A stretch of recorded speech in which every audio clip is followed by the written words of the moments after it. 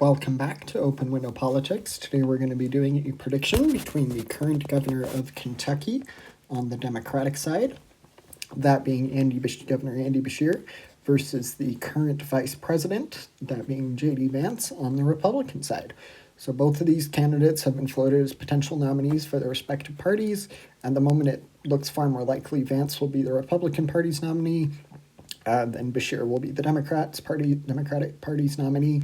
But still fun to do a prediction. So I'll start out with Nevada and in the East. So in Nevada, I think this would be, it might even be in the lean. For now, I'll just go with tilt. It is inherently a swing state, so it will be close.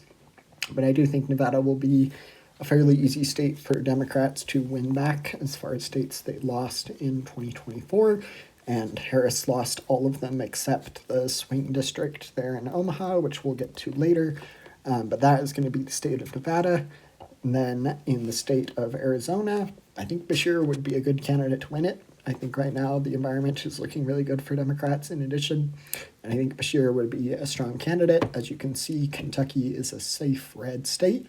And the fact that he has been able to win as a Democrat, really a testament to his ability to appeal to a wide array of voters, independents and moderate Democrats and moderate Republicans of all suits. And I think he would be a very strong candidate Democrats could put forward. And I think he would do quite well in an election prediction. We'll be going through these states.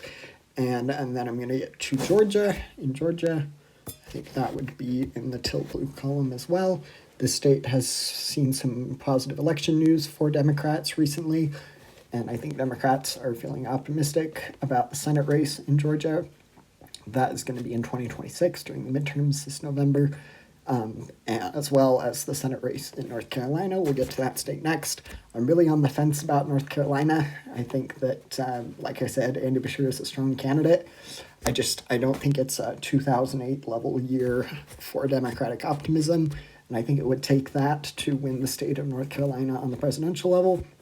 The state has been known to elect Democratic governors, and it, at the moment, is looking like they'll elect a former Democratic governor, Roy Cooper, to the U.S. Senate this November. So they've definitely been known to vote for Democrats, but I just think on the presidential level, there's just a slightly different voter base that would inherently change the matrix and result in a Republican victory.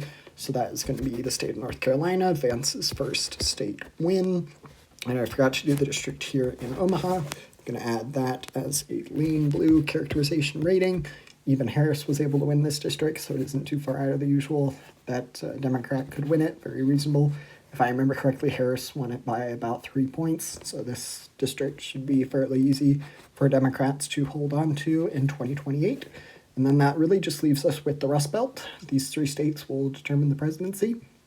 Both J.D. Vance and Andy Beshear hail from the Rust Belt region. As you can see, Kentucky and Ohio are neighboring states. Vance was a former senator from Ohio, and then Andy Beshear, of course, is the governor of Kentucky. So that is going to be, I think that would both be motivating factors for them to do well in the Rust Belt. Right now, I just think with the national environment favoring Democrats pretty consistently in virtually every election, we've seen good news for Democrats. I'm going to start with Wisconsin. I think Wisconsin is the most likely to end up in the Democratic Party's column. And with that, that means Andy Beshear is one electoral college vote away from winning the presidency.